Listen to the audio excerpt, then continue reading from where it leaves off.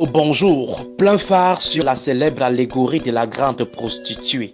Cette catégorisation imagée de l'opposition camerounaise, cette autre façon de faire l'autopsie de cette opposition. L'allégorie de la grande prostituée met ainsi en lumière les différentes faces que présente une partie de ceux qui disent lutter politiquement contre le pouvoir de Yaoundé.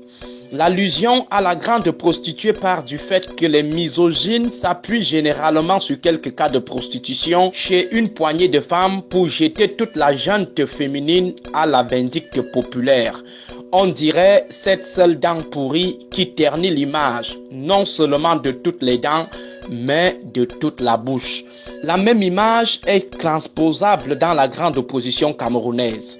Suivant l'allégorie de la grande prostituée, il existe une opposition à la morale légère qui a fini par ternir l'image de toute l'opposition. Or, il existe une opposition intègre dont l'image est malheureusement détruite par la généralisation de la mauvaise image de l'opposition de la grande prostituée. On note donc deux grandes catégories d'opposition au Cameroun. L'opposition intègre, dont le combat pour le départ du parti au pouvoir est effectivement une priorité, voire une hantise. Elle est prête à tout pour venir démocratiquement à bout de son adversaire au niveau national. À côté de l'opposition intègre, on a l'opposition de la grande prostituée qui a pour objectif tout sauf le départ du parti au pouvoir et alliés. Il s'agit entre autres de l'opposition des figurants, l'opposition de convenance, l'opposition clientéliste, l'opposition de l'opposition, l'opposition transactionnelle, l'opposition prébandière.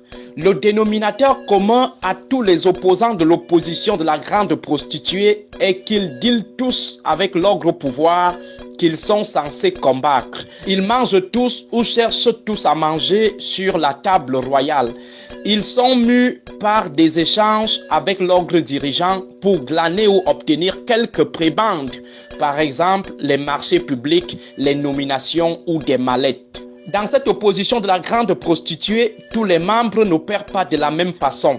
Ainsi, comme dans le marché de la prostitution classique, on rencontre dans cette opposition de la grande prostituée les prostituées de rue et les prostituées de luxe. Les prostituées de rue, ce sont ces opposants ou partis d'opposition qui n'ont pas honte d'afficher à ciel ouvert leur concubinage avec le parti au pouvoir. Ils s'assument. Tout le quartier sait qu'ils sont comme ça.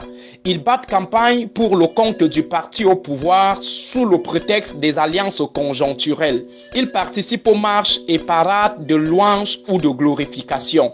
Bref, ils sont main dans la main avec leurs clients. Ils se font payer publiquement pour le service rendu. Parfois, ces opposants d'un autre genre sont prêts à mourir pour leur adversaire, qu'est le parti au pouvoir qui les malmène et les tient parce qu'ils savent qu'ils vivent exclusivement de cette activité. À côté de l'opposition des prostituées de rue, on a l'opposition des prostituées de luxe. Les opposants des prostituées de luxe ne s'assument pas comme tels. Ils jouent les saints, ils jouent les intègres, sabotent l'opposition des prostituées de rue. Pourtant, la nuit, ils sont chez le même client qui est le parti au pouvoir pour vendre leurs services. Les opposants des prostituées de luxe sont à l'abri de tout soupçon au quartier. Le jour, ils font montre d'une terrible hostilité vis-à-vis de l'ogre au pouvoir, mais la nuit, ils sont dans ces appartements pour se soumettre contre de fortes prébendes. Voilà en quelques mots les grands axes de l'allégorie de la grande prostituée. Maintenant, à chacun ses exemples pour compléter la présentation. En passant, toutes nos excuses à ceux qui se sentiront blessés par le terme prostituée. L'on ne saurait faire des omelettes sans casser les œufs.